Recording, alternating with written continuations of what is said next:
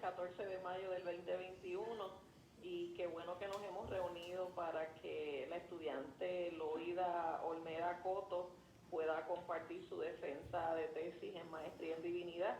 Y antes que todo, como siempre hacemos con todas nuestras actividades, queremos comenzar con una oración para dedicarle este espacio a nuestro Señor. Así que pues les solicito que me acompañen en oración. Amén. Dios eterno, Dios creador de los cielos y de la tierra, venimos delante de ti en el nombre poderoso de Jesús. Nombre que es sobre todo nombre, nombre ante el cual se doblará toda rodilla, para darte gracias, Señor, por este día. Gracias por permitirnos llegar a este tiempo, Señor, donde Loida va a estar compartiendo los hallazgos de su investigación. Te pedimos, Señor, tu cobertura. Te pedimos que la paz tuya, que sobrepasa todo entendimiento, le cubra en esta hora, que tú te lleves, Señor, toda ansiedad, toda preocupación, toda carga, y que ella, Señor, pueda fluir en compartir todos estos hallazgos y las conclusiones de su investigación. Te damos gracias por ella, te damos gracias por el doctor Ildefonso Caraballo, su tutor. Te damos gracias por cada uno de los compañeros y compañeras que están aquí con nosotros, por su familia. Te damos gracias, Dios, porque hasta aquí, Señor, le has ayudado. Gracias, y en el nombre de Jesús hemos orado. Amén y amén. Gracias, Señor. Dios les bendiga. Reciban saludos de parte del presidente ejecutivo de la Universidad Teológica del Caribe, el doctor Francisco Ortiz Ocasio. Reciban también saludos del presidente de la Junta de Directores, el reverendo Tilio Román, los miembros de la Junta de Directores, miembros de la Junta Administrativa. Les damos saludos. Estamos en un momento especial porque ya estamos finalizando la jornada de defensas de tesis y tesinas, proyectos especiales. Ha sido bueno, ha sido grato, así que estamos gozosos por todo lo que ha acontecido. En esta hora también le damos saludos muy en especial a cada uno pues de los estudiantes que están aquí, familiares, y muy especial al profesor Ildefonso Caraballo. Así que nada, en este tiempo queremos dejarle espacio al doctor Samuel Caraballo, a quien agradecemos por todo su liderazgo en todo este proceso de coordinar la escuela graduada y muy en especial estos procesos de defensa de tesis, así que le permitimos espacio para que nos pueda compartir las instrucciones de la agenda de hoy. Adelante, doctor Caraballo. Gracias, decana. Dios los bendiga a todos, especialmente en este día tan especial que, como dice la decana, es el cierre de nuestras investigaciones, tesis, tesinas y ensayos de integración durante este trimestre. La ponente de hoy lleva por nombre la pastora Loida I. Olmeda Coto, con el número de estudiante 3518, su tutor, el doctor Ildefonso Caraballo Sánchez, y el título de su investigación es La vigencia de los mandamientos del Decálogo y la discrepancia en el cuarto mandamiento. En breves minutos vamos a comenzar. El orden que vamos a seguir para los que por primera vez están en una defensa de tesis es el siguiente, y vamos a de alguna manera presentarlo ante ustedes. Vamos a seguir el siguiente orden. Inmediatamente, en los próximos minutos, vamos a tener la presentación oficial de la ponente por su tutor, el doctor Ildefonso Caraballo. Luego la ponente tiene 35 minutos para presentar su investigación. Luego de ese proceso de presentar su investigación, empieza el comité de defensa con sus preguntas específicas para ella, en el orden en que esté establecido. La decana académica, doctora Carmen Ayala, comenzará. Luego seguiré yo como coordinador de la escuela graduada y el tutor, el doctor Ildefonso Caraballo. Luego de terminar esa sección de preguntas de parte del comité de defensa, tendremos preguntas abiertas del público. El público puede preguntarle a la ponente sobre el tema de su investigación, y luego que termine esa sección de preguntas del público, el comité se va a separar de aquí de la asamblea en un grupo especial para deliberar los hallazgos de la investigación, para evaluar esa investigación, y luego que terminemos del proceso de evaluación, volveremos a la sala para dar los resultados de dicha evaluación. Así que esos son básicamente el orden y el procedimiento de esta investigación. Inmediatamente comenzamos con la presentación formal de la deponente por su tutor, el doctor Ildefonso Caraballo Sánchez. Así que, doctor Ildefonso Caraballo Sánchez, adelante con su presentación oficial. Muchas gracias, doctor Samuel Caraballo, decana, doctora Ayala. Mi saludo a la estudiante Loida Olmeda y a todos los demás compañeros, estudiantes, familiares, amigos que están compartiendo esta tarde tan especial en la vida de nuestra estudiante. Loida Iris Olmeda Coto está casada por 28 años con Enrique Pérez Colón. Tiene 3 hijos, Sabdiel, Sandy Lee y Amy Lee. En el ámbito profesional, ella es especialista administrativo del Departamento Ambiental, Salud y Seguridad de la farmacéutica Lilly del Caribe. Ella viene a la escuela graduada con un bachillerato de la Universidad de Puerto Rico, eso es el área académica, en sistemas de oficina, y viene también con una experiencia de vida cristiana en el área de la música. Ella se ha destacado como ministro de la música por 34 años. También es pastora, 13 años en la labor pastoral de la iglesia evangelista El que ha de venir, vendrá. Así que para mí es un honor, es un placer, ha sido una experiencia de mucho crecimiento. Yo estoy seguro que para ella, para mí lo ha sido, compartir su investigación y todo este proceso académico con la estudiante Loida Olmeda Coto. Así que dejo a Loida con nosotros. Amén. Dios bendiga a toda esta respetable audiencia. Voy a intentar, a ver si ahora me deja subir la presentación, si no, mi profesor la sube. Voy a intentar subirla. Ok, no la veo, pero nada. Si me puede ayudar, profesor, y subir la presentación, se lo voy a agradecer. Gracias.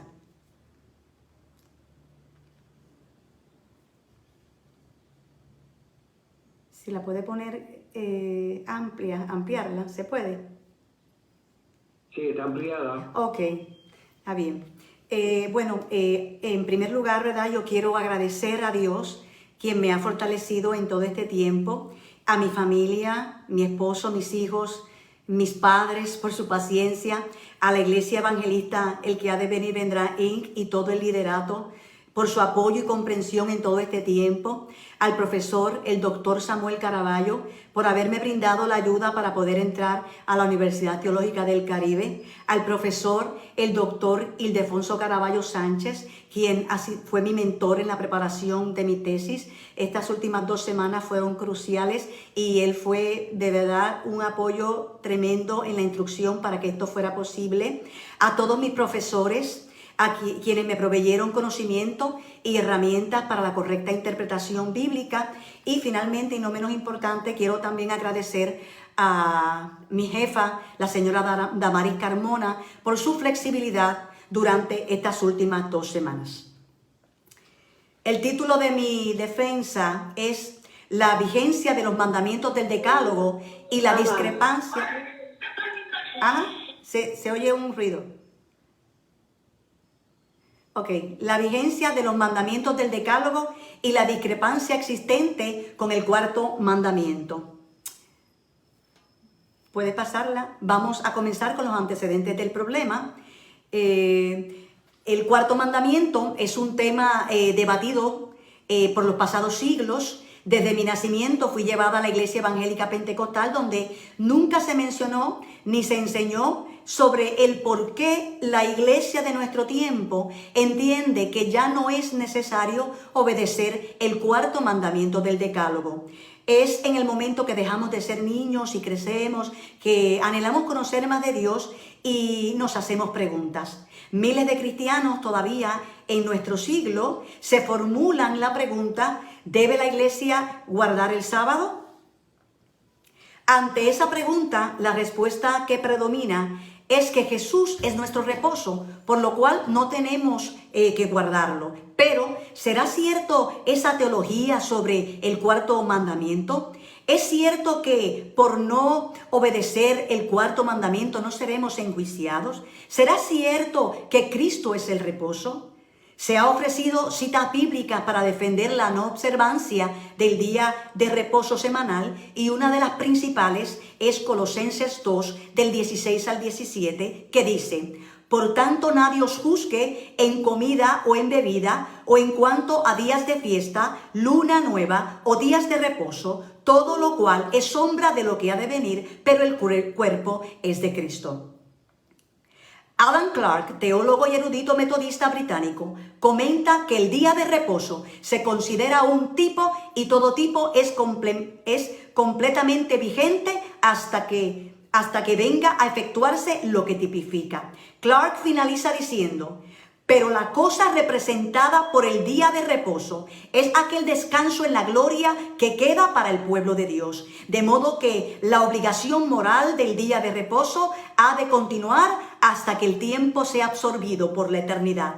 De modo que el que deja pasar ociosamente el tiempo en cualquiera de los 6 días es tan culpable delante de Dios como aquel que trabaja en el día de reposo. Ante la duda o argumentos en contra de esta postura que presenta Clark, podemos preguntarnos: ¿cuando Jesús llegó, cesó nuestro trabajo?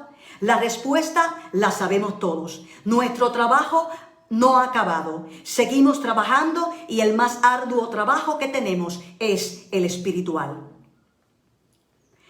El problema de la no obediencia a los mandamientos ya se reflejaba desde el siglo I. Clemente de Roma vivió aproximadamente para el año 96 después de Cristo, y en su carta a la iglesia de Corinto señala el olvido de los mandamientos de Dios, y algunas de sus palabras fueron: los mandamientos y las observancias del Señor estaban escritas en las tablas de vuestro corazón. Otra de sus palabras fue: no andan en las ordenanzas de los mandamientos del Señor, ni viven en conformidad con Cristo.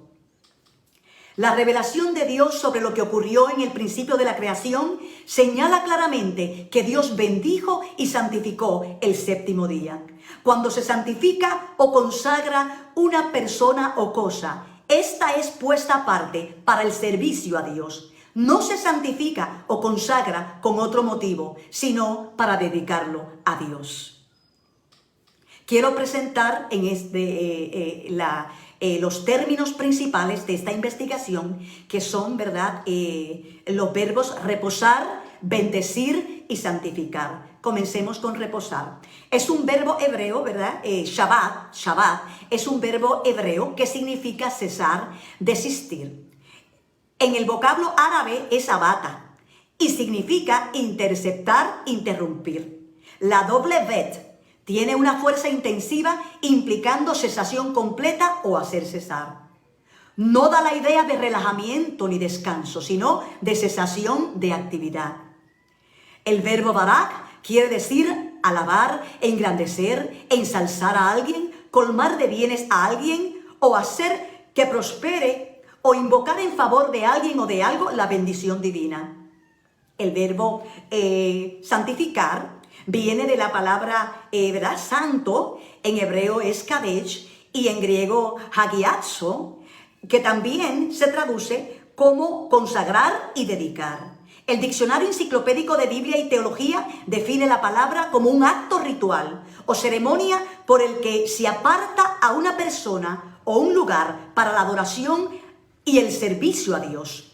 Para esta investigación es importante entender estas palabras, las cuales fueron utilizadas en Génesis 2, versículos 2 y 3. Hemos escuchado la siguiente expresión: Dios descansó no porque lo necesitara, sino para enseñar a descansar. Sin embargo, conociendo la etimología de la palabra Shabbat, vemos que descansar no es el término correcto, sino cesar, para definir lo que Dios hizo luego de crear los cielos y la tierra. Vamos a la delimitación del estudio. Esta investigación se limita a tema teológico y bíblico que impacta al sector eclesiástico y que se trata de un asunto de la fe cristiana. El alcance abarca no tan solo a Puerto Rico, sino a nivel mundial, donde quiera que haya una comunidad de fe. En la limitación del estudio, esta investigación, aunque debe ser de amplio alcance a nivel eclesiástico, está limitada por el hecho de tratar un tema que es novedoso para la mayoría de nuestras iglesias y que no ha sido investigado debido a la presunción de que el cuarto mandamiento es un tipo de Cristo y como Jesús ya cumplió su parte expiatoria, ya perdió su efectividad. En el proceso de investigación se indagó con otras congregaciones puertorriqueñas que afirman el cuarto mandamiento como vigente. Se logró una entrevista con Israel García, obispo de la Iglesia de Dios Incorporada, que arrojó luz al tema de nuestra realidad, pero no se encontró literatura escrita donde se exponga la base de su teología. Vamos a la presentación del problema. El problema que tenemos bajo investigación es la discrepancia existente con la observancia del cuarto mandamiento del Decálogo. Entendemos que la discrepancia está por la hermenéutica que se le ha dado a pasajes tales como Colosenses 2, 16, 17, que ya lo leímos anteriormente. También otro texto que se utiliza es Romanos 14, versículo 5, que dice: uno hace diferencia entre día y día, otro juzga iguales todos los días. También se utiliza Hebreos 4:10, porque el que ha entrado en su reposo también ha reposado de sus obras como Dios de las suyas. Vamos a la justificación. Consideramos esta investigación de suma importancia porque trata del comportamiento que Dios espera de cada uno de nosotros. Hemos dejado el Decálogo carente de la entera verdad que Dios mismo plasmó en piedra. El Decálogo es una ley perfecta, la base de toda adoración y moralidad. El Decálogo es tan importante que Dios quiso que el pueblo con quien iba a tratar lo escuchara de sus propios labios, es decir, audiblemente. Y este hecho de que el pueblo escuchó de forma audible está presentado tanto en la escritura sacerdotal, que es Éxodo 21, como también en la escritura deuteronómica, que lo vemos en Deuteronomio 22, 24. Los israelitas no tan solo escucharon el Decálogo de la propia boca de Dios, sino que Él mismo, o sea que Dios mismo lo escribió en piedra y ordenó colocarlo dentro del arca del pacto, dando a entender su seriedad y permanencia.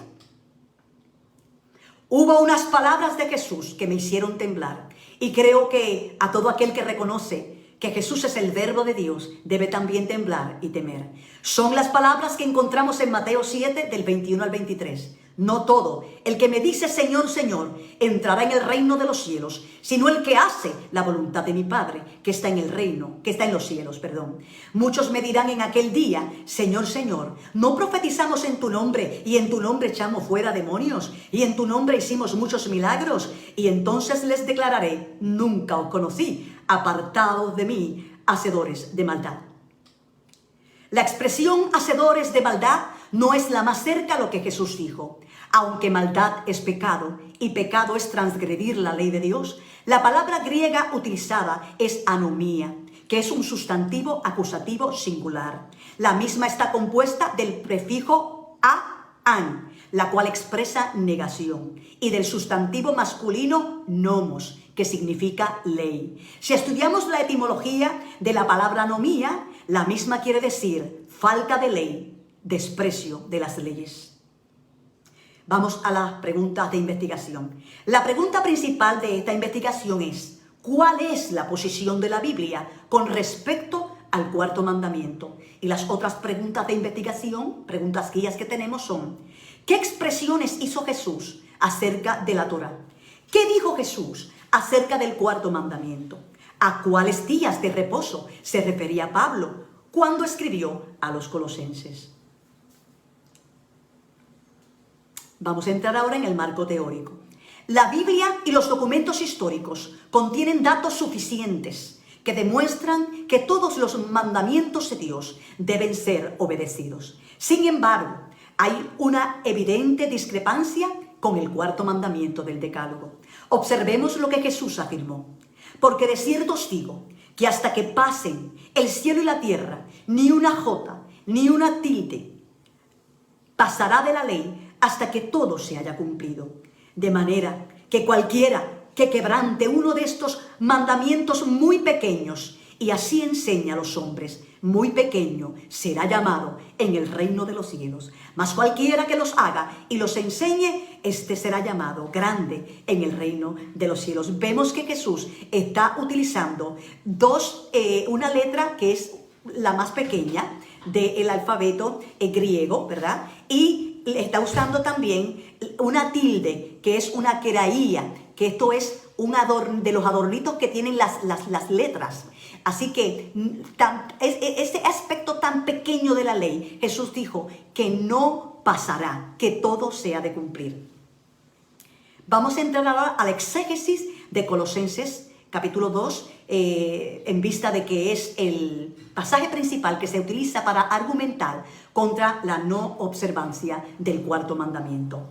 Joseph A. Grassi nos presenta este análisis, esta crítica textual. Él escribe que Pablo escribió Colosenses estando en prisión. La autenticidad paulina de Colosenses nunca fue puesta en duda en la iglesia primitiva. Sin embargo, a partir del siglo XIX, algunos investigadores negaron su autenticidad. Los principales argumentos en contra eran una diversidad de lenguaje y estilo con respecto a las principales cartas paulinas.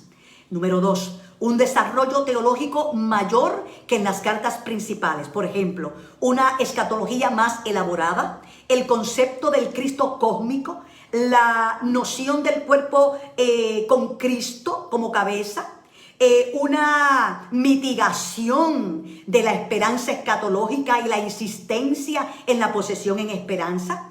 Sin embargo, la teología de Pablo pudo desarrollarse durante los 4 años de cautividad que separan a Colosenses de las principales cartas. Además, estos desarrollos pueden ser la respuesta a nuevos errores que actuaban como catalizadores en el pensamiento de Pablo.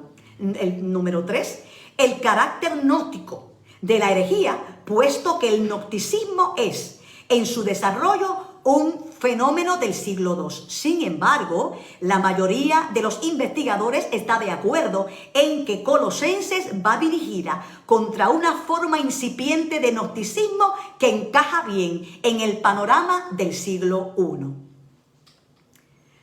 Vamos a hacer un análisis sociológico de Colosas. La ciudad Colosas estaba situada en Asia Menor, en la zona sur de Frigia. La comunidad cristiana se componía de gentiles y posiblemente de judeo-cristianos. Grassi indica que aunque Pablo no fue el fundador de esta iglesia, estaba contento con el crecimiento y los progresos de la iglesia, pero estaba preocupado porque Epafras le dejó saber sobre las peligrosas tendencias doctrinales de algunos doctores locales. Estas doctrinas eran el resultado a la vez de influencias tanto judías como paganas. Tanto judías porque sabemos que muchos de los judíos querían introducir al cristianismo las obras muertas que están dentro de la Torá. Recordando que dentro de la Torá no tan solamente están las obras muertas, están los mandamientos, hay estatutos, hay preceptos. Amén. Entre las falsas enseñanzas estaba la idea de que ciertos seres angélicos dominaban los asuntos humanos e incluso toda la creación. Gracias indica que Pablo tenía que salir al paso de estas creencias peligrosas, dejando bien sentada la absoluta suficiencia de Cristo en su función con respecto al universo. También tenía que dejar claro cómo el pleroma de la divinidad no era compartido por una multitud de intermediarios. Notemos que Pablo, usando la sabiduría de Dios, utiliza una palabra usada por los gnósticos, ¿verdad? Y es la palabra pleroma, donde cuando dice, y vosotros estáis, y voy a tratar de decir la palabra griega, pepleromenoi, o sea, ustedes están completos en Él, que es la cabeza de todo principado y potestad. Con respecto a los alimentos, a las bebidas o a las observancias de festividades, luna nueva o sábado, cuestiones relacionadas con la ley judía, Grassi menciona que como ellos entendían que la ley había sido dada por ángeles, quienes observaban la ley disfrutaban de su protección, mientras que los transgresores eran castigados por ellos. Próximo slide. Tomando en cuenta que lo que estamos tratando en esta investigación es el hecho de que Pablo menciona a los colosenses que nadie te juzgue por días de reposo, por este trasfondo histórico que hemos analizado, podemos comprender que no se trata del cuarto mandamiento, sino de ritos y fiestas solemnes en las cuales había 7 días de reposo adicionales al día de reposo semanal. Y estos días estaban contemplados en las fiestas solemnes. Quiero también traerles un comentario, el comentario del doctor Samuel Basyoshi. Él en su libro, Del sábado al domingo, una investigación histórica del aumento de la observancia del domingo en el cristianismo primitivo, él señala que si como es generalmente reconocido, Pablo en Colosenses no está refutando el tipo habitual de legalismo judío o judio-cristiano, sino más bien una filosofía sincretista que se incorporó entre otros elementos judíos. Él formula las siguientes preguntas. ¿Es legítimo usar este pasaje para definir la postura de Pablo hacia el sábado? ¿Constituye la condenación de Pablo de un uso pervertido de una observancia religiosa un fundamento válido para concluir que el apóstol libera a todos los cristianos de su obligación? Más importante aún, Colosenses 2, 16 al 17, ¿realmente implica que Pablo pensó y enseñó que los cristianos ya no tenían la obligación de observar ningún día santo? Próximo slide. El doctor Basyoshi indica que antes de responder a las preguntas, debemos establecer qué rol la ley juega en la refutación de Pablo de la herejía colosense. ¿Se está refiriendo el apóstol, por ejemplo, a la ley moral o ceremonial cuando habla del documento escrito, en griego hierógrafo, que es el acta de los decretos, que Dios, ¿verdad?, puso a un lado clavándolo en la cruz? Esta aclaración nos ayudará a establecer si en la mente de Pablo el sábado es parte de lo que fue clavado en la cruz. Evaluando el análisis sociológico que presenta Joseph A. Grassi y el comentario a los colosenses que hace Samuel Basyoshi, podemos concluir que lo que Pablo está señalando son obras ceremoniales. Pablo usa la palabra sabatón, que es un genitivo plural y neutro, y se traduce días, o sea, en plural, días de reposo. No se refiere a un día singular, sino a días de reposo. Quiero también traerles una perspectiva teológica de Romanos capítulo 14, versículo 5, y cito: uno hace diferencia entre día y día, otro juzga iguales todos los días, cada uno esté plenamente convencido en su propia mente. Denme un segundo que hay un gatito aquí. A ver si lo pueden sacar. El gatito, perdón. Ok, cuando leemos el contexto del capítulo 14, para poder entenderlo, necesitamos conocer el asunto de las leyes dietéticas que regían bajo el antiguo pacto. Este dato es parte del contexto histórico que debemos saber para conocer ¿A qué se refiere Pablo cuando habla de carne, de legumbre, de días? El asunto principal que Pablo trata es la dieta que en la religión judía se practicaba. Había una clasificación entre animales puros e impuros, de los cuales solo los puros se podían ingerir. Pablo les aconseja que no contiendan sobre opiniones en cuanto a los alimentos. Pablo les pide que reciban a quienes todavía no están firmes en la fe sobre la pureza que nos ha dado Cristo con su muerte. Este asunto de animales puros e impuros era parte del ritual o ceremonia que debían obedecer para mantenerse libres de contaminación del cuerpo, pero además representaba un aspecto de pureza espiritual. Pablo añade a la carta otro aspecto ceremonial, los días. Porque en la ley ceremonial había muchos días de fiesta solemne, en los cuales también había Shabbat. Por lo cual se ve con claridad que, por lo que Pablo está señalando en esta exhortación, no son mandamientos, sino leyes de aspectos ceremoniales. Quiero también traer la perspectiva teológica de Hebreos 4:10. Porque el que ha entrado en su reposo también ha reposado de sus obras como Dios de las suyas. Adelante. En el capítulo 4 de la carta a los Hebreos vemos que hay una exhortación para que tengamos respeto, no sea que nosotros también perdamos la oportunidad de entrar al reposo, pues aún está la promesa. El escritor dice que a nosotros se nos anunció la buena noticia como a ellos, pero a ellos no les aprovechó el oír la palabra porque les faltó fe. El versículo 3 del capítulo 4 tenemos que analizarlo con detenimiento y cuidado y no tomarlo literal sin examinar su contexto. Dice, pero los que hemos creído entramos en el reposo, de la manera que dijo, por tanto juré en mi ira, no entrarán en mi reposo.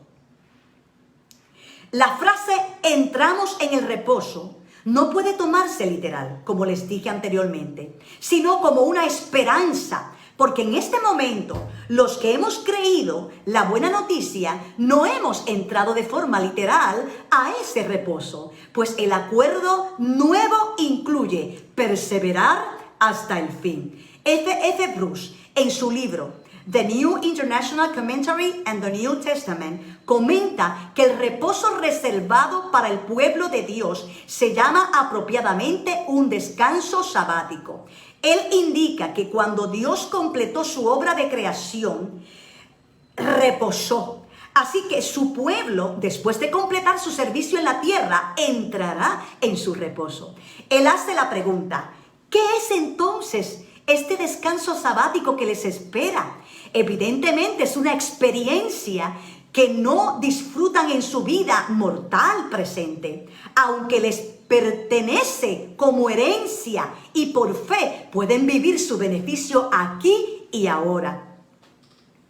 Bruce menciona que los creyentes de los días del Antiguo Testamento, sin embargo, parece que no obtuvieron su reposo celestial inmediatamente después de morir, cuando se nos dice que ninguno de ellos recibió lo que Dios les había prometido, porque Dios, teniendo en cuenta a nosotros, había dispuesto algo mejor, para que solamente en unión con nosotros fueran ellos hechos perfectos. Bruce comenta que es perfectamente concebible que, según esta visión, los creyentes del Antiguo Testamento entraron en el reposo de Dios tan pronto como Cristo completó su obra redentora, mientras que los creyentes de la época del Nuevo Testamento entran en el reposo por la muerte, como entramos nosotros también. Voy a traer también un análisis del doctor Yatensi Bonilla. El doctor Yatensi Bonilla ofrece respuestas a la pregunta, ¿se debe guardar el sábado? La respuesta que ofreció en su discurso fueron iluminadoras y fundamentales para esta investigación. El doctor Bonilla explica la etimología de nuestra palabra sábado y él explica que sabatún en latín viene del griego Shabbatón y Shabbatón viene del hebreo Shabbat. Nos enseña que la raíz verbal del Shabbat viene de otras voces de lenguas más antiguas, ya que el hebreo tiene un origen ancestral con antiguas lenguas semitas y el acadio es una de las lenguas más antiguas que el idioma hebreo. En el acadio está el Sabbatú y en la cultura egipcia se le conoce como Shapatú. En el acadio significaba descansar y reconciliación. El doctor Bonilla menciona que en el descanso del sábado, viene de Mesopotamia y de Egipto. Y él presenta la postura que indica que el judaísmo lo incorporó a su fe. El doctor Yatensi Bonilla menciona que los antiguos caldeos tenían un día en la semana que no necesariamente coincide con el estrictamente sábado para nosotros, pero tenían un día en que había una reconciliación entre los reyes y los esclavos, entre los paganos con los obreros, entre las familias, entre los ganaderos con el ganado. Esta reconciliación, él menciona que tenía un contenido, o sea, que sucedía algo en ese día de la reconciliación, y esto era el perdón. Menciona él también el código Hammurabi, hecho por el antiguo rey mesopotámico, en donde se habla sobre la justicia y da la idea de un día de descanso para los ganados y esclavos. Él concluye que la antigua cultura caldea entendía el Shabbatú como el gran día de la reconciliación. Los datos que presenta el doctor Bonilla son históricos y allí vemos el concepto de cesar, o sea, reposar, siendo practicado por generaciones antiguas antes de Israel. Evaluando este análisis y otros datos sobre códigos de leyes más antiguas que obtuve del curso La Torá con el profesor Efraín Toledo, nos inclinamos a pensar que todos los antiguos bebieron de la misma fuente, Dios. Según la Biblia, la tierra se pobló con la descendencia de los hijos de Israel, de Noé. Noé y su familia conocía la historia antediluviana mejor que nadie. Y según el relato bíblico, fueron los únicos sobrevivientes. Por lo tanto, es muy posible que ellos contaran la historia a sus hijos y a los hijos de sus hijos. Y así todos, en cierta forma, no perfecta, conocieron qué fue lo que sucedió, qué fue lo que Dios dijo. Quiero ahora presentar también el Didache. Lo que quiero solamente es dar un pequeño dato de este documento, un documento antiguísimo que data para la era de los apóstoles. Y en este documento se habla del Día del Señor. Y no tan solo habla sobre el Día del Señor, sino sobre guardar los mandamientos de Dios sin quitar un punto. O sea que hace ese énfasis, sin quitar un punto. Vamos ahora a la metodología. Se sigue en esta investigación el diseño de la investigación documental atendiendo el problema planteado a nivel teórico, utilizando bibliografía histórica, bíblica y teológica, materiales electrónicos y audiovisuales y el texto del Nuevo Testamento en idioma griego, el texto del Antiguo Testamento en idioma hebreo.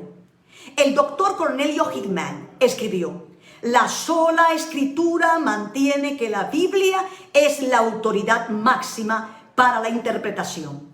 La autoridad máxima no es la Iglesia ni el Estado y no depende de la interpretación individual, sino la Biblia debe interpretar a la Biblia. La palabra de Dios es su propio intérprete.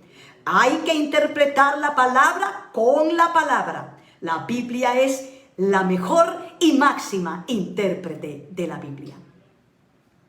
Tony Millet, en su libro titulado Del sábado judío al reposo cristiano, presenta una postura diferente a la que defendemos en esta investigación. El pensamiento que presenta es el dominante en la mayoría de las iglesias protestantes. En primer lugar, quiero argumentar contra la siguiente afirmación de Milhead. Él dice: queremos afirmar casi como dogma, aunque no en su totalidad, que los defensores sabáticos son descendientes de los judaizantes que Pablo combatió allá por el siglo I, por lo cual muchos los llaman los judaizantes modernos. Ante este argumento que acabo de mencionar, debemos argumentar: ¿Pablo combatió a los judaizantes? Sí, los combatió, pero nunca a los mandamientos de Dios. Nunca, pero nunca. En sus cartas, Pablo no enseña en contra del cuarto mandamiento, sábado semanal, sino en contra de la circuncisión y de las obras ceremoniales que consistían en comida y fiestas en las cuales había otros días de reposo. En total, 7 días adicionales de reposo que no caían siempre el séptimo día semanal, sino que cada año cambiaba en el día. El doctor Mark Jones, quien y perfecto. La diferencia es que el Evangelio no requiere la perfección de la misma manera que la ley. El doctor Jones menciona la imperfección de Abraham, que siendo obediente al precepto, los estatutos y mandamientos de Dios, su obediencia fue imperfecta. También menciona a David, quien amaba la ley de Jehová, pero no era perfecto en su obediencia. La ley decía que tenían que morir por sus pecados. Sin embargo, misteriosamente, antes de que llegara la dispensación de la gracia, obtuvieron los beneficios del nuevo pacto por venir. El doctor Jones indica que Pablo contrasta una ley de obras con una ley de fe, por lo cual la ley se convierte en realidad en un espíritu vivificante que nos libera del pecado y de la muerte. Por lo tanto, el justo requisito de la ley se cumple en los creyentes. Él menciona lo que dijo el apóstol Pablo: la letra mata. Ciertamente la letra mata, pero el espíritu da vida. El doctor Jones también cita a Zacarías Ursinus en su comentario sobre el catecismo de Heidelberg. La ley sola, sin el Evangelio, es la letra que mata. Vamos ahora a los hallazgos. Después de realizar una investigación documental atendiendo el problema planteado a nivel teórico, concluyo que la posición de la Biblia con respecto al cuarto mandamiento es que no fue abolido y que está vigente. El cambio del sábado por el domingo fue hecho por el emperador Constantino el 7 de marzo del año 321 después de Cristo, cuando proclamó el domingo un día de descanso por ley. La historia también revela que luego, en el concilio de la Odisea, en el año 360 después de Cristo, se ordena trabajar en el día sábado para mostrar un respeto especial por el domingo, por lo que pensar que Jesús es el reposo y que por lo tanto no se tiene que guardar el cuarto mandamiento, es una interpretación originada a nivel eclesiástico y de gobierno. Presentamos los hallazgos que contestan las preguntas de investigación. ¿Qué expresiones hizo Jesús acerca de la Torá? ¿Qué dijo Jesús acerca del cuarto mandamiento? ¿A cuáles días de reposo se refería Pablo cuando escribió a los colosenses? Jesús afirma en la enseñanza conocida como Sermón del Monte de Mateo 5 del 17 al 19 que no vino a quitar la ley ni los profetas, sino que estarán vigentes hasta que pasen el cielo y la tierra. Y dijo con firmeza: de manera que cualquiera que quebrante uno de estos mandamientos muy pequeños y así enseñe a los hombres, muy pequeño será llamado en el reino de los cielos. Mas cualquiera que los haga y los enseñe, este será llamado grande en el reino de los cielos. El profesor y teólogo William Barclay comenta a las palabras de Jesús diciendo: a primera vista, esto podría parecer el pronunciamiento más alucinante que hizo Jesús en todo el Sermón del Monte. Y luego señala que en el pasaje de Mateo, Jesús establece el carácter eterno de la ley. Barclay nos explica que los judíos usaban la expresión la ley de 4 maneras diferentes. Número 1, la usaban con referencia a los 10 mandamientos. Número 2, la usaban en relación con los 5 primeros libros de la Biblia, los cuales conocemos como Pentateuco. Número 3, usaban la frase la ley y los profetas con el sentido de toda la escritura. Y número 4, lo usaban con el sentido de ley de los escribas o ley oral. En los hallazgos de esta investigación confirmamos que la carta a los hebreos no presenta a Jesús como reposo, sino como sumo sacerdote. Gareth Lee Cockrell, profesor de Nuevo Testamento y Teología Bíblica, en su comentario a esta carta, también lo presenta como sumo sacerdote, quien cumplió todo lo que el antiguo orden anticipó sobre él. Por otro lado, Bruce afirma que el reposo inquebrantable con Dios es la meta hacia la ciudad, es la meta hacia la cual son urgidos los integrantes de su pueblo. Esta es la perfección final que les ha sido preparada a través del sacrificio de su sumo sacerdote celestial. Existe una diferencia entre paz y reposo. La paz es fruto del Espíritu Santo y es lo que la iglesia tiene en este momento, porque Jesús nos dejó su paz.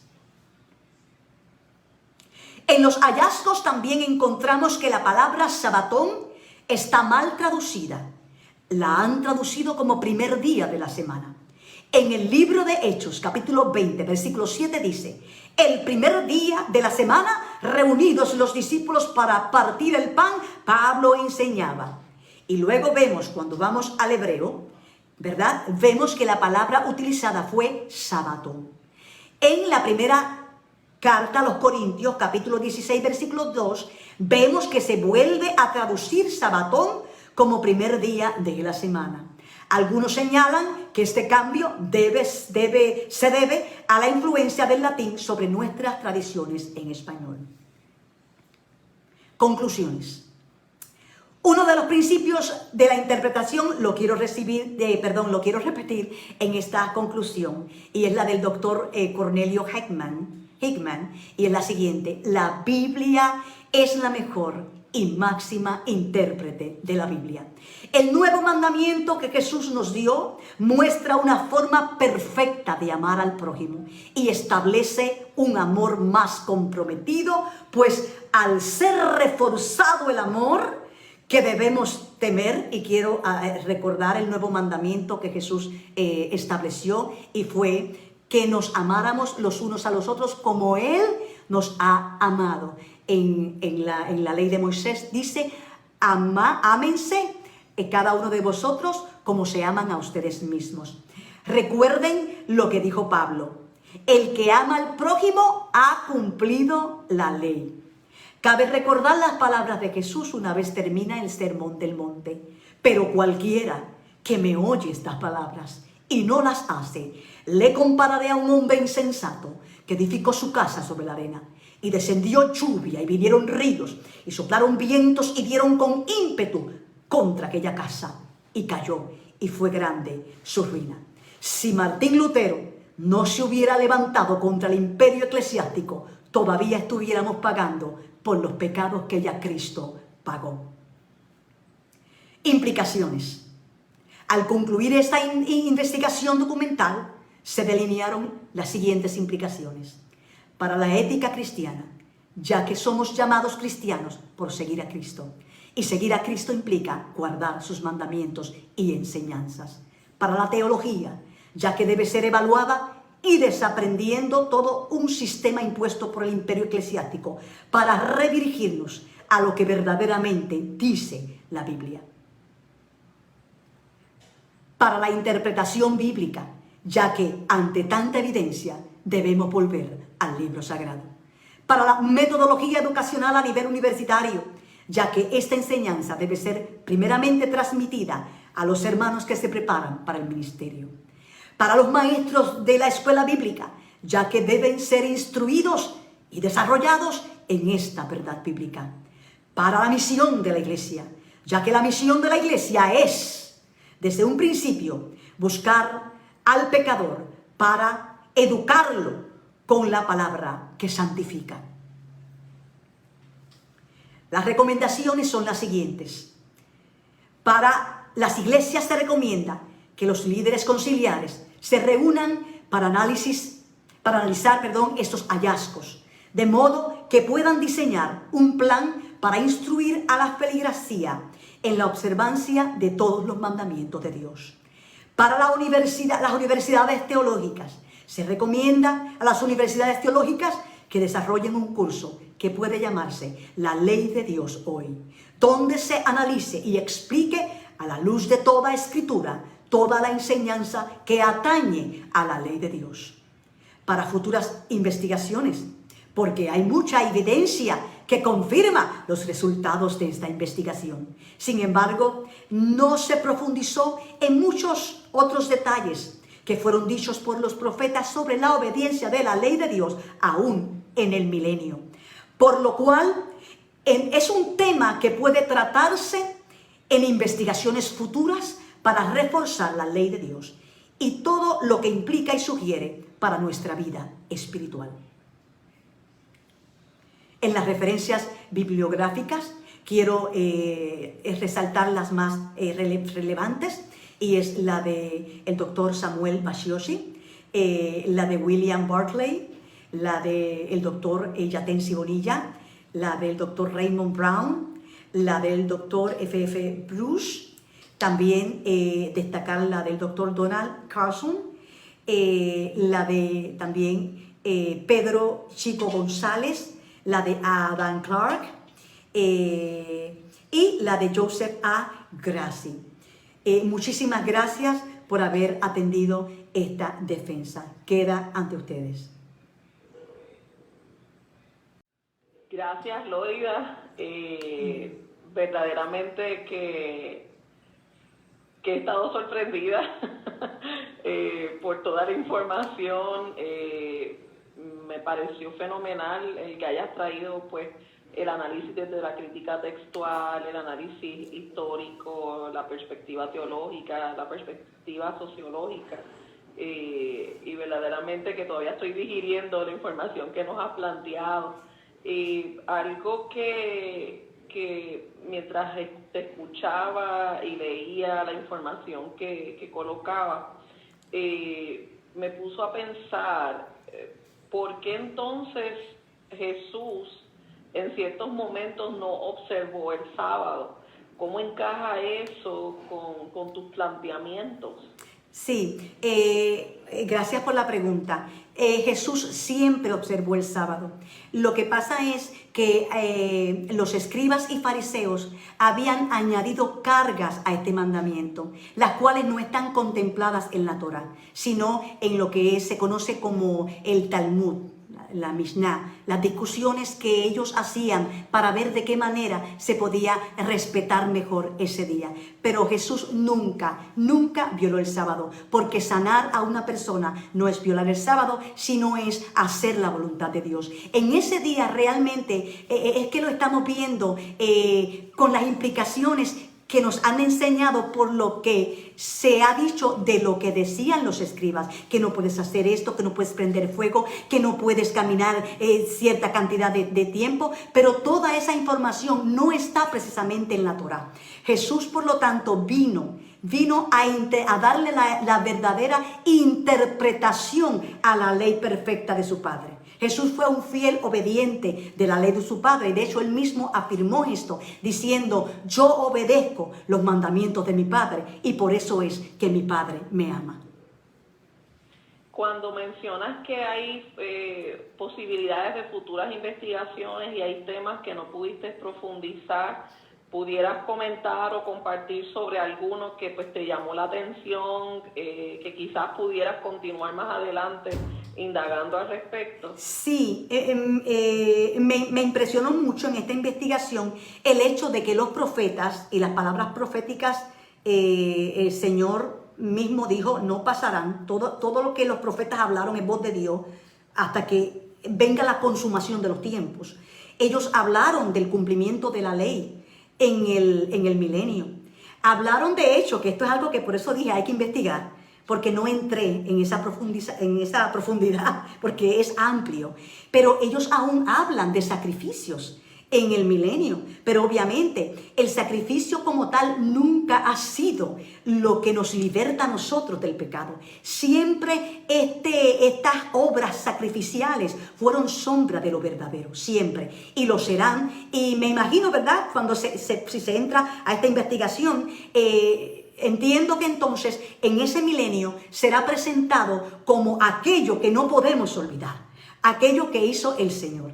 Otra cosa que también en esta investigación vi es que cuando se hacían estos sacrificios, esto era una especie de fiesta donde se comía, era como una parrillada. Hoy en nuestros tiempos nosotros hacemos parrillada, compartimos con nuestra familia, se matan animales, se mata el cerdo, se mata la gallina y los ponemos en una parrilla y nos los comemos. Pues es que lo que pasa es que como nos han enseñado desde otro punto de vista, no vemos la fiesta. Esto es una fiesta donde se come carne y de hecho la Torá explica cómo debía ser sazonada esta carne para luego ser comida por el pueblo de Israel celebrando fiesta a Jehová por lo que vendría. Me imagino que en ese milenio se hará fiesta a Jehová comiendo esta colosa carne bien adobada, dándole la gloria a Cristo, al Cristo Redentor que por nuestros pecados ha muerto y nosotros pues nos libramos de esa eterna condenación.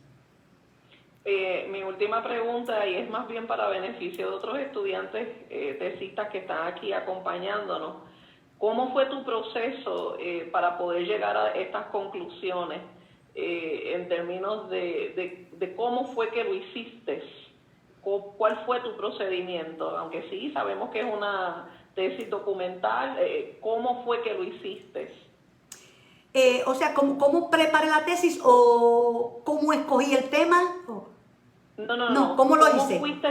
¿Cómo fuiste hilvanando en términos de conseguir esta información, cómo integrarla? ¿Cómo hiciste todos estos análisis? ¿Por dónde comenzaste y llegaste a este punto que estás presentando hoy? Bueno, en primer lugar tengo que darle la gloria a Dios, porque entiendo que fue el Espíritu Santo que me guiaba en qué es lo que yo tenía que hacer, los análisis que tenía que hacer. Tuve que hacer exégesis de Colosenses, como presenté esa exégesis para poder entender el porqué de esta carta, ¿verdad? Siendo la carta principal que se utiliza para argumentar contra la no observancia del cuarto mandamiento. Hice un exégesis de esa carta. También hice exégesis de Romanos y de todos aquellos argumentos que están contra esta obediencia, los analicé. Porque para tú presentar una defensa tienes que analizar la perspectiva, ¿cómo decirlo? La perspectiva que contrarrecta la observancia. O sea, y una de las cosas que hice fue esa, analizar. Poder entender el por qué se llegó a esa conclusión, para entonces luego irme a la historia. Comencé a investigar estas primeras cartas que se escribieron, las discusiones que hubo también, y vi las discusiones que hubo entre estos primeros hombres de Dios de este primer siglo. Y de hecho hubo muertes, porque hubo hombres de Dios que no quisieron dar su brazo a torcer cuando comenzaron a cambiar la ley de Dios. Ellos dijeron no, y estas discusiones están plasmadas. De hecho, Samuel Bachioshi, aunque él, ¿verdad?, representa a la iglesia adventista, que no es, ¿verdad?, la iglesia que yo pertenezco. Sin embargo, utilicé su defensa porque él recibió su doctorado del Vaticano.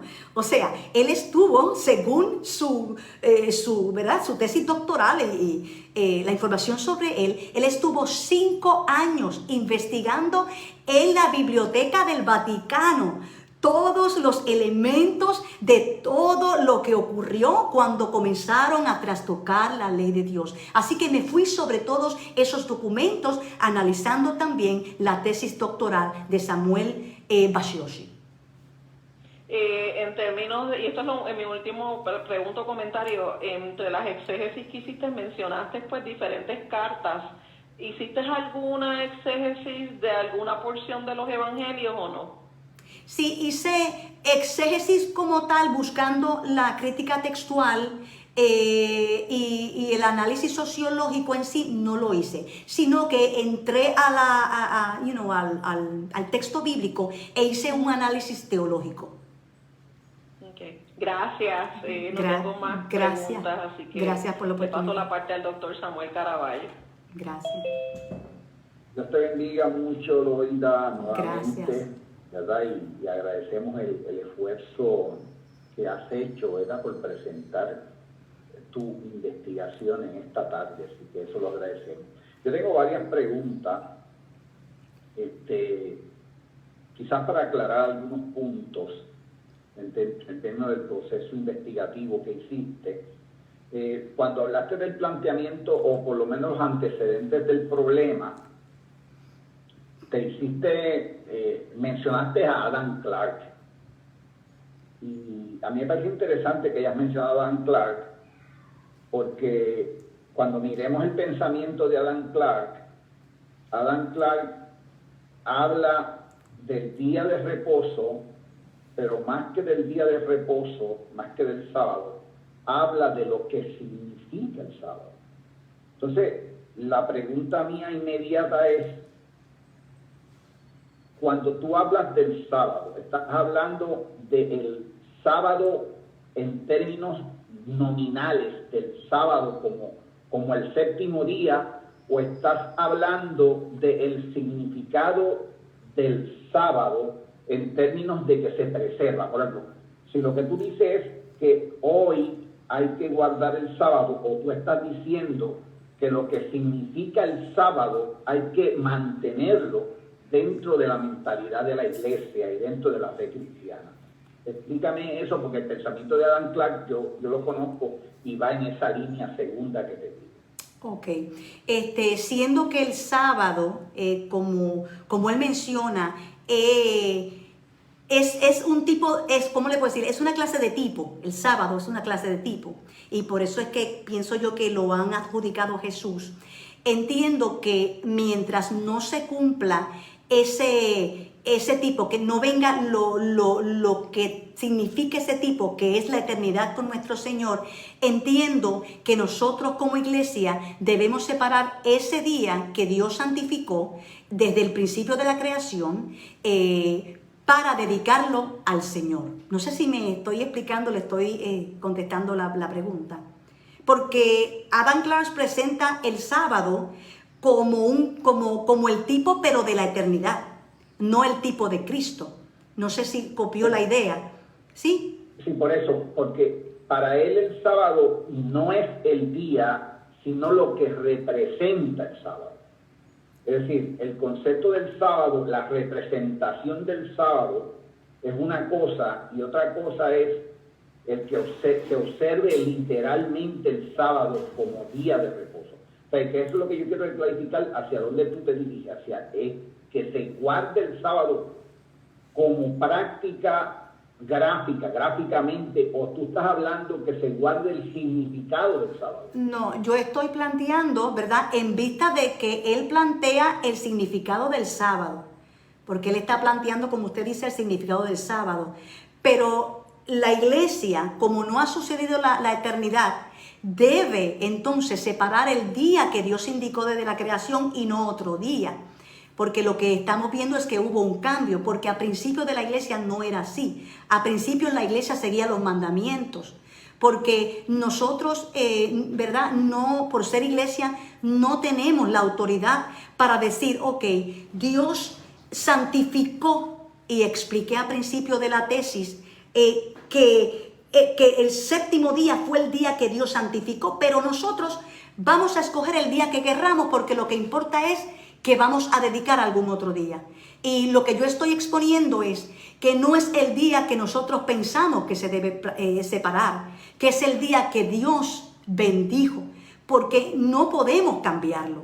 O sea, fue algo que Dios hizo a principio de la creación, el séptimo día. Génesis 2 y 3 dice con precisión, y santificó Dios el día séptimo y lo declaró sagrado. O sea, bendijo Dios Y cuando Dios bendice, es que Dios ensalza algo, Dios lo bendice, es una bendición que hay sobre ese día. No es que vamos a honrar el día, sino que el día se va a separar para la adoración a Dios. Es que el día que Él seleccionó es el que tenemos por obligación. Como han dicho otros, ¿verdad?, teólogos que he traído sus comentarios, es que es el día que por obligación nos toca. Los otros 6 días debemos no ocuparnos en el ocio haciendo otras cosas, sino que esos otros 6 días son dados por Dios para que nosotros hagamos nuestra obra. Pero cuando llega ese 7º día, que fue el día que Dios bendijo, que Dios santificó y no otro, entonces entiendo yo, esta es mi defensa, que nosotros como iglesia tenemos que volver al principio de que ese es el día que debemos separar y no el domingo, como se nos ha hecho creer. En los textos que tú citaste, citaste 3 textos del Nuevo Testamento: Colosenses 2, 16 y 17, Romanos 14, 5 y Hebreos 4, 10. En Romanos 14, 5, vi el análisis que hiciste, pero cuando tú miras a Romanos 14, 5 y lo miras dentro del contexto, obviamente, del libro de Romanos y dentro del mensaje que tiene el libro de Romanos, no hay duda que en ese texto 5 está hablando de que algunos consideran todos los días iguales y otros hacen diferencia en los días. Yo te pregunto, ¿cuál es la postura correcta? ¿Hacer diferencia en los días o considerar todos los días como días especiales de culto, de adoración y de servicio a Dios? ¿Cuál es tu postura? Ok, todos los días nosotros adoramos al Señor, porque todos los días nosotros somos del Señor, pero no todos los días han sido bendecidos ni santificados para el fin de dedicarlo a Dios. Es lo que enseña, ¿verdad?, la palabra. Tenemos que, ¿verdad?, comprender también que en las fiestas solemnes hay un sinnúmero de días, en total 7 días, hay 7 días. Por ejemplo, para darles un ejemplo, en la fiesta de los panes sin levadura, tanto el primer día como el 7º día son días de reposo. Y así sucesivamente, ¿verdad? No recuerdo todo, pero todo eso está contemplado totalmente en mi tesis, explicando, ¿verdad?, todos los días de reposo que existen. O sea que en la ley judía, o sea, en el culto judío, había muchos días. Y esos días no son el 4º mandamiento. Pablo es enfático en esta carta a los romanos, cuando en una ocasión él dice: ¿de qué te vale que te circuncides si tú no guardas la ley? Y como vimos, ¿verdad?, los judíos tienen diferentes formas de ver la ley. O sea, yo puedo decir los mandamientos y ya eso se entiende que es la ley. Cuando se habla de fiestas solemnes, ya eso se entiende que es la ley. Pero ¿cuál fue la ley a la cual Cristo puso fin? Está bien explicado por el apóstol Pablo en esa carta y en otras cartas donde él nos habla muy claro y nos explica el concepto de la justificación. Cuando Pablo habla de que Cristo es el fin de la ley, no está hablando de la Torá completa. Él está hablando de lo que implica Cristo. O sea, de los días y de toda obra ceremonial de las cuales hablaban de Cristo. Esas obras son obras muertas. Ya esas obras no tienen que ver nada con la salvación. Aquel que las quiera practicar es su culto voluntario. Ni se salva ni se condena. En la tesis, pues yo amplío más sobre estos aspectos, ¿verdad? En cuanto a que hay para los judíos, ellos siguen practicando un sinnúmero de cosas que a los gentiles pues no nos concierne. No nos concierne realmente, son cosas que pasaron con los judíos, Dios con los judíos, pero los mandamientos no entran ahí. Los mandamientos no son obras, los mandamientos es justicia, los mandamientos es una conducta, la cual la iglesia tiene que asumir, porque los 10 mandamientos hablan de adoración y hablan de la conducta moral que nosotros debemos tener hacia nuestros semejantes. Gracias por la contestación. Dos preguntas finales, pero te voy a hacer esta. Vi que usaste el doctor Yatensi Bonilla, especialmente la postura crítica que tiene Bonilla sobre el sábado y la utilizaste para sostener tu punto de vista. Sin embargo, el doctor Bonilla, el planteamiento de Bonilla es interesante porque lo que Bonilla plantea es que el sábado no pertenece a la Torá. El sábado básicamente es una práctica que se dio en el mundo antiguo, Babilonia, los caldeos, todas esas personas en su religión practicaban el sábado. Y que Israel, según la teoría de él, que no necesariamente debe estar de acuerdo con él, pero según él, Israel lo copió el sábado de su encuentro con Babilonia.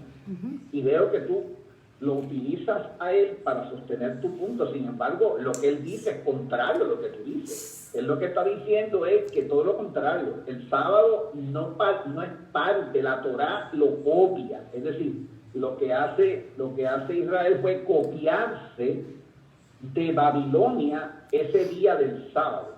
¿Cómo tú defiendes? ¿Cómo tú organizas este pensamiento? Le explico, doctor Samuel.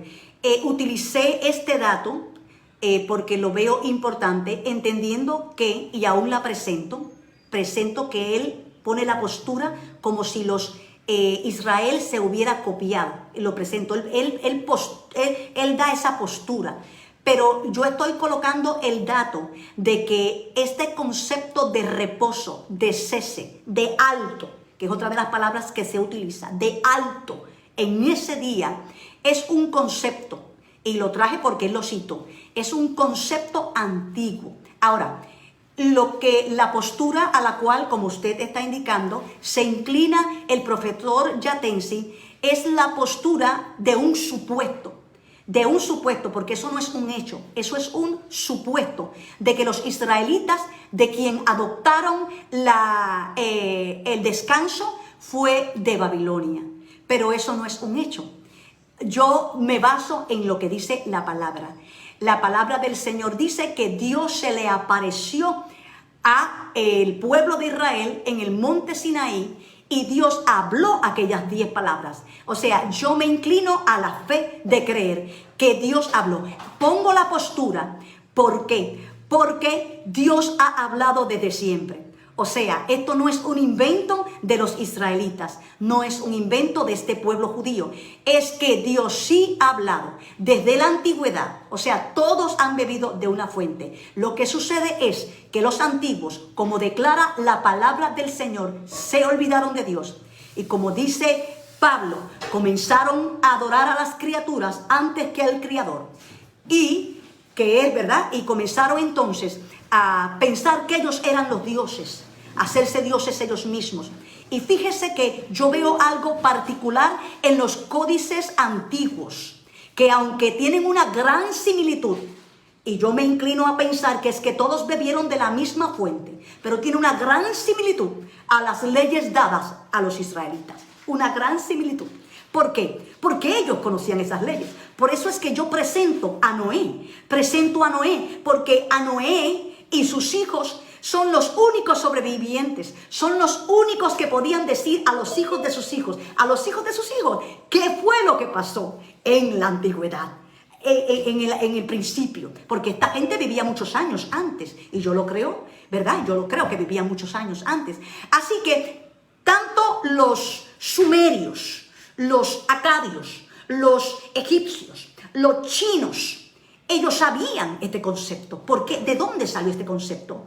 Pues salió de los hijos de Noé, pero ellos sacaron a Dios. Algo que yo veo que no aparece en los códices antiguos es la adoración a un solo Dios.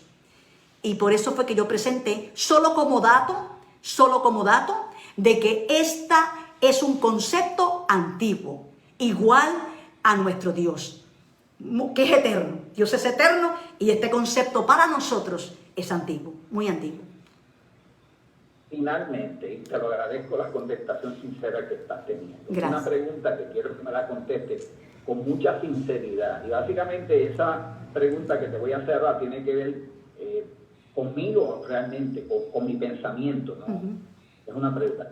tú dices en tus conclusiones y en tus recomendaciones que la iglesia debe guardar el sábado.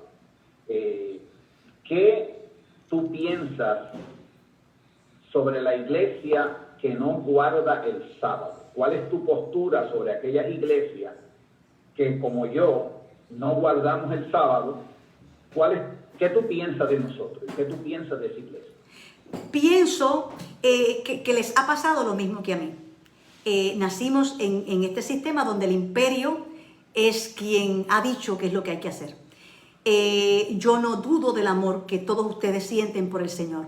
Es un amor sincero, al igual que el que siento yo. ¿Verdad? Y sé que de ustedes evaluar esta información y ustedes analizar todos estos datos científicos que yo he presentado, toda esta historia, porque son datos históricos que datan, que dicen que pasó algo, que hubo un cambio, lo cambiaron. El gobierno lo cambió, la iglesia lo cambió. Y entiendo realmente, la respuesta es que si nosotros no obedecemos uno de los mandamientos, estamos en desobediencia. Ahora, solamente Dios y solamente el Señor es juez de todos nosotros. Ahora, entiendo que si nosotros amamos al Señor, en vista de la palabra, debemos entonces ver cómo podemos entonces acercarnos y alinearnos más a lo que son los mandamientos del Señor. Muchas gracias. Adelante, Ildefonso, con tu pregunta y tus comentarios. El micrófono, Alberto, el micrófono. Gracias, Samuel. Gracias, Loida, por tu exposición y gracias a la decana y al coordinador por sus preguntas. Tu tema es retador y tu tema es desafiante para nuestra mente evangélica, pentecostal, cristiana en el amplio concepto. Levanta un asunto que no es nuevo desde la perspectiva bíblica, desde la perspectiva crítica, y es esta tensión entre el judaísmo y el cristianismo. El judaísmo y el cristianismo. Hay unos datos que se pueden probar de diferentes formas, científicos, históricos, críticos. La Biblia el Antiguo Testamento se produce dentro del pueblo judío, Jesús fue judío, la iglesia crece en un contexto judío, Pablo fue judío. Esa tensión se da en los primeros años de la iglesia, en términos de que cuando luchan con las tensiones del pensamiento judío y del pensamiento cristiano, guardan el sábado y entonces comienzan a reunirse con el primer día de la semana para partir el pan, que fue la primera experiencia, ¿verdad?, significativa dentro del desarrollo de ese concepto. Tú señalas este elemento histórico de que el imperio fue el que estableció este cambio. Abúndanos sobre este concepto imperial que produce de alguna manera un cambio en este mandamiento que está dentro de los 10, que nosotros no tenemos problemas en examinar los otros 9, pero este caso nos ha dado problemas, nos reta y nos desafía desde esa perspectiva. Sí. ¿Cuál es tu análisis con respecto y que lo ha puntualizado, lo puntualiza? Esto fue un imperio que nos impuso el cambio. Sí, yo entiendo que aquí, en el siglo III, que es cuando se da como que este movimiento más fuerte, aunque desde el siglo II, Ignacio de Antioquía comenzó también a repudiar la observancia del sábado, porque lo leí en la historia, comenzó a repudiarlo. Ignacio de Antioquía, fue uno de los precursores de otras doctrinas, ¿verdad? Que no voy a entrar porque no es el caso. Pero en el siglo III fue cuando predominó esta crisis que hubo en la iglesia, estas matanzas, esta persecución. Y Constantino, queriendo parar toda esta matanza, pues quiso, ¿verdad? Como que hacer una fusión entre los guardadores del día domingo, o sea, los adoradores del sol, perdón, que adoraban en domingo, y de hecho el día domingo, Sunday, el día del sol, y él, con tal de ayudar a los cristianos, ¿verdad? Porque como que, digo yo que, déjame ver cómo lo puedo explicar, como que estuvo como que esa... Yo digo que Dios lo usó para que se acabara la matanza, pero en cierto sentido pues hizo un poco de daño. Porque cuando él entonces decreta que entonces sea domingo y no sábado, pensando él que está atacando a los judaizantes, ahí es que comienza todo esto, pero no sale de la iglesia, no sale de los apóstoles. O sea que en el concilio de Jerusalén eso no se trató. Lo que se trató fue la circuncisión, entre otros aspectos de la ley ceremonial, que los judíos que estaban convirtiéndose comenzaron a imponer, ¿no? Que tienen que cumplir las obras que están incluidas en la Torá. Pero yo digo que fue esto, que imperó el querer estar bien con todo el mundo, y yo entiendo que eso es un problema que aún tenemos en el tiempo de hoy. El querer estar a favor de todo el mundo y que todo el mundo esté contento, eso muchas veces ha hecho que se trastoquen mandamientos del Señor. Y entiendo que eso fue lo que ha ocurrido. Muy bien. Tú haces alusión a un principio hermenéutico fundamental, pero me gustaría que lo pusieras en la perspectiva del nivel académico en el que estamos. La Biblia se interpreta por ella misma. La Biblia interpreta la Biblia. Entendiendo ese principio hermenéutico que tú plasmas en tu escrito y en tu análisis, ¿cómo tú fusionas tu experiencia académica, todo este bagaje académico que has recibido, y cómo de alguna manera puede afectar, influenciar, tal vez sea la palabra, tu postura? ¿Me puedes repetir la pregunta? Ok, basado en el principio hermenéutico que tú señalas, que la Biblia se interpreta a ella misma. Estamos en un ambiente académico, estamos en un ambiente de estudio, de griego, de historia, de teología, de debate, de pensamiento a través de la historia de la iglesia cristiana. Menoscaba ese pensamiento hermenéutico. ¿Cómo te ha afectado en tu experiencia de estudios? ¿Y cómo te ha afectado al tú presentarnos este tema y decirnos, mire, el cuarto mandamiento está vigente? Yo creo que se debe guardar el sábado. Ok, voy a tratar de contestar la pregunta en lo que he entendido de la pregunta. Ok, ciertamente la Biblia interpreta la Biblia, y tenemos la herramienta de la hermenéutica, ¿verdad? Que pues hay una ciencia con la cual, que es una ciencia que no tan solo se utiliza para interpretar el texto sagrado, sino que se utiliza en otros textos, una ciencia secular.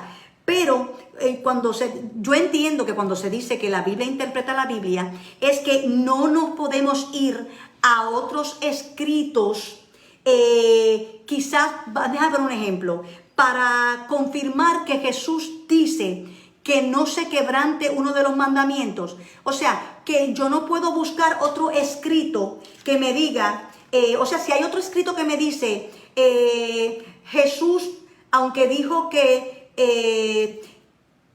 nadie puede quebrantar un solo mandamiento, él realmente no fue lo que quiso decir, cuando realmente la Biblia entera, una y otra vez, confirma esas palabras. O sea, por eso es que la Biblia interpreta la Biblia, porque Jesús siempre dice, o sea, yo guardo los mandamientos. Cuando vino el joven rico a preguntarle qué cosa haré para heredar la vida eterna, las palabras de Jesús fueron, guarda los mandamientos. En ese en ese aspecto es que veo yo que la Biblia interpreta la Biblia. O sea, tenemos a un Jesús diciendo que no se puede quebrantar ni tan siquiera el más pequeño mandamiento.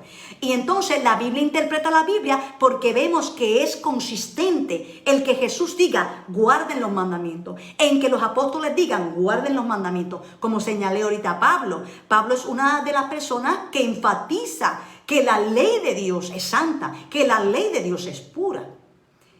No sé si me estoy contestando.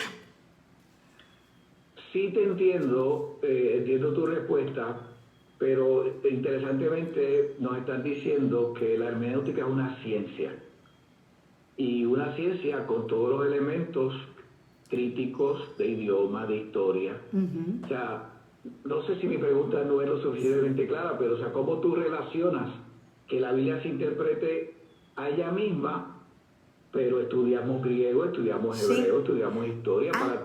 Para tú llegar a una conclusión, tú necesitas recopilar toda esta información que has hecho y toda la que se puede seguir buscando, investigando. Claro que sí, porque nosotros tenemos un texto que, número uno, se escribió en unos siglos pasados, con otro idioma, con otro contexto histórico.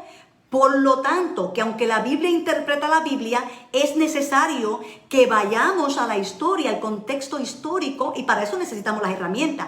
Pero no deja, o sea, no pone en duda que la Biblia interpreta la Biblia, sino que vamos a utilizar las herramientas que son, ¿verdad?, las que presenta la hermenéutica, para que entonces tengamos claro que estamos interpretando bien lo que estamos leyendo. No sé si me estoy explicando. Lo que estamos leyendo en base a estos datos que desconocemos por nosotros no haber nacido en ese tiempo. Un ejemplo es que una palabra puede cambiar de significado. Por eso necesitamos entonces los elementos hermenéuticos para entonces indagar sobre esa palabra que llegó a nosotros en otro idioma y que posiblemente cambió su significado. O sea que la Biblia interpreta la Biblia, pero necesitamos los elementos de la hermenéutica para viajar al pasado donde se escribió esa Biblia que interpreta la Biblia. ¿Me respondí ahora, profesor? ¿O estoy más cerca, un poquito más cerca? Muy bien, muy bien. Dos preguntas adicionales. Dado el tema y las implicaciones que tiene el tema para la iglesia, tú mantienes claro que tu punto solamente es el tema del cuarto mandamiento. Porque en estos días, bueno, tenemos otras denominaciones, ¿verdad?, que respetamos y que apreciamos y que hacen su aporte a la vida de la iglesia, a la vida de la sociedad. Mencionaste la iglesia adventista, la doctrina adventista.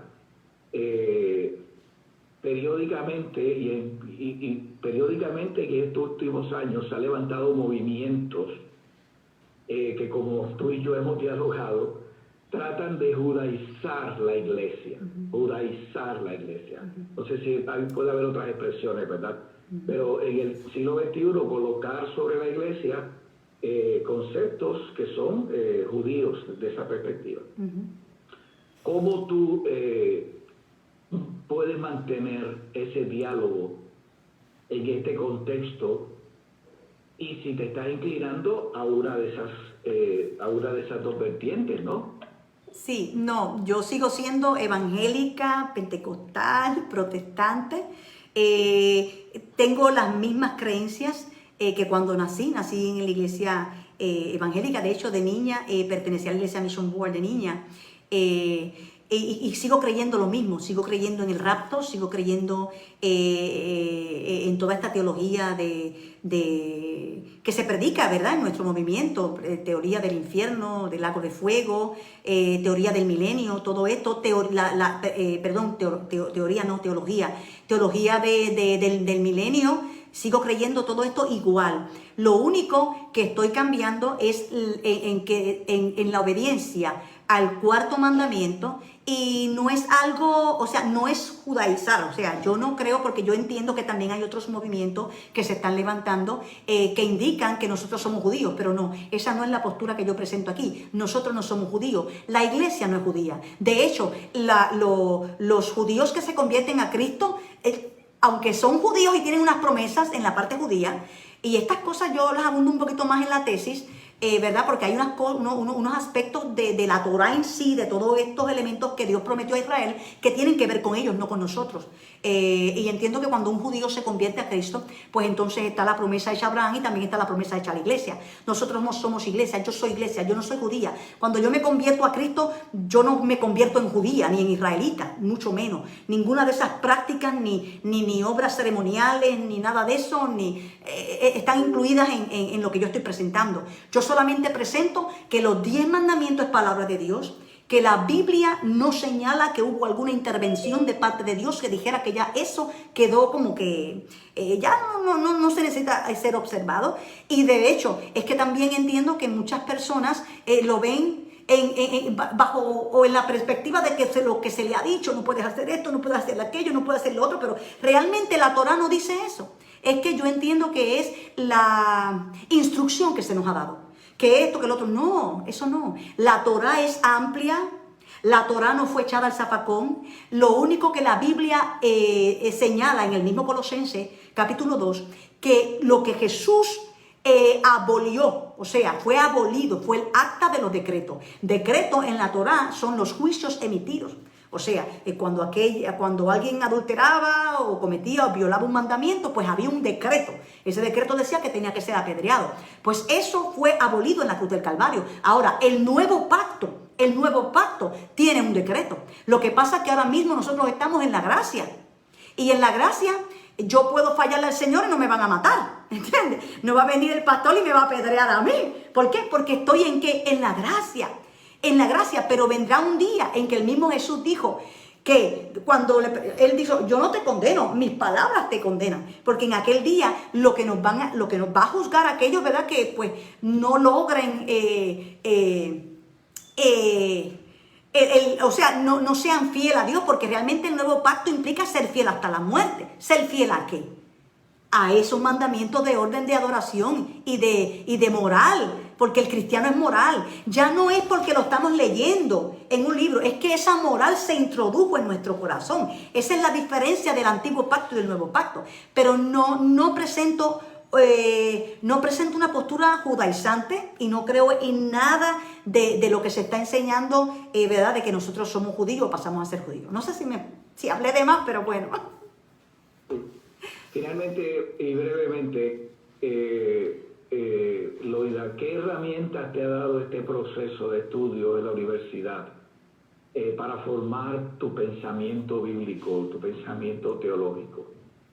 ¿Qué herramientas? Tú llevas 2, no sé cuántos años, 3 o 2 años. Sí, desde que comencé, llevamos unos cuantos años, pero las herramientas han sido, pero te digo, muchas.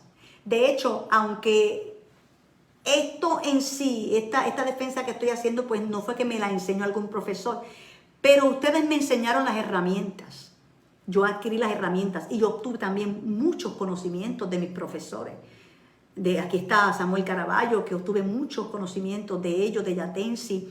Y aunque no en todo estamos de acuerdo, pero yo aprendí muchísimo y fue lo que me ayudó a yo poder entrar en esta investigación, el poder mirar el texto bíblico y poder hallar esta interpretación, porque realmente si vamos a este análisis, si lo analizan, la Biblia no afirma que el cuarto mandamiento fue abolido, no lo afirma.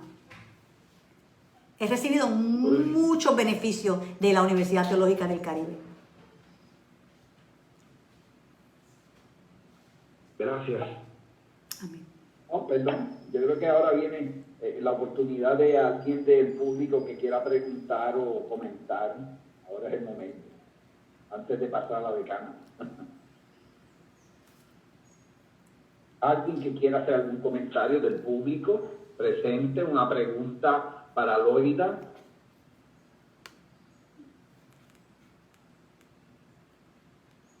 Lo que tienes que quitar el micrófono, Madeline.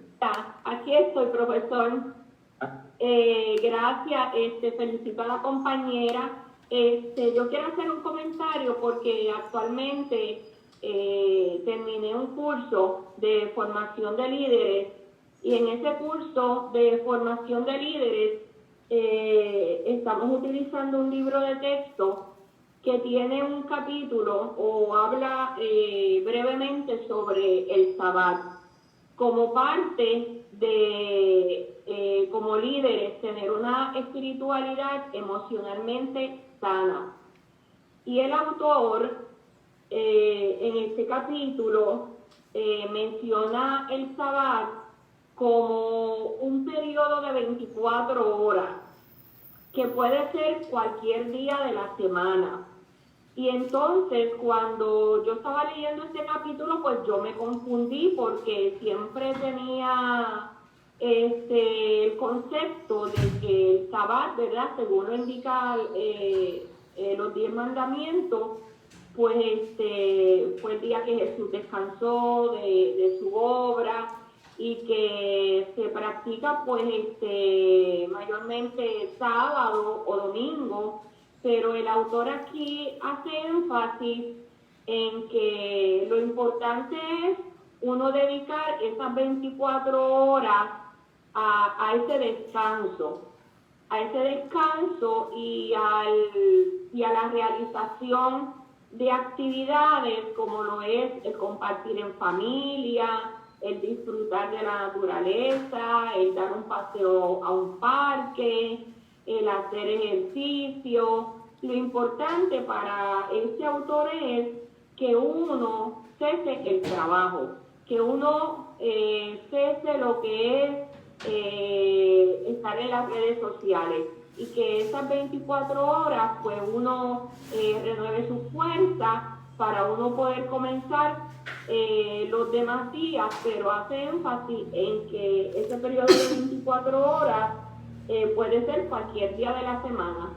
Y yo quería hacer este comentario porque a veces no siempre pues lo que uno lee pues está correcto. Y entonces yo le comentaba a mi esposo y le decía, mira, esto me gustaría hacerlo como parte de mi vida, pero el autor dice aquí que esto puede ser cualquier día de la semana, puede ser lunes, martes, miércoles, jueves, y ese era el comentario pues que yo quería hacer al respecto con relación al tema discutido por la compañera. Loida quiere hacer un comentario. Sí, bueno, después de esta investigación, ¿verdad? Que vemos que el día que Dios bendijo no fue cualquier día de la semana. O sea, Dios hizo algo y no fue el primer día de la semana, ni el segundo, ni el tercero. Dios lo hizo el séptimo día de la semana. Y fue algo que Dios hizo, que no puede ser trastocado. Aparte de que el sentido, o sea, la etimología de esta palabra Shabbat, no es que tú te relajes y te vayas a la playa y te vayas, sino que aunque compartir con la familia dentro de todas esas horas no es pecado, pero realmente el sentido es que la humanidad cese su obra, cese su negocio y le dedique al Señor el día. Hay muchas cosas que podemos hacer para dedicarle el día al Señor. Por ejemplo, visitar a los enfermos, visitar las cárceles, dar de comer a los hambrientos. O sea, hay muchos trabajos, porque no es que no se trabaje, es que se trabaje en la obra de Dios. Es que paremos nuestros negocios y hagamos los del Señor. Gracias. A la hora. ¿Alguna otra persona que quiera hacer algún comentario, pregunta?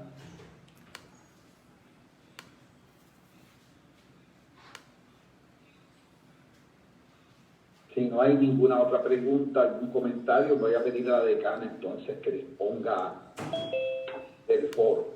Sí, ahora en breve vamos a dividir.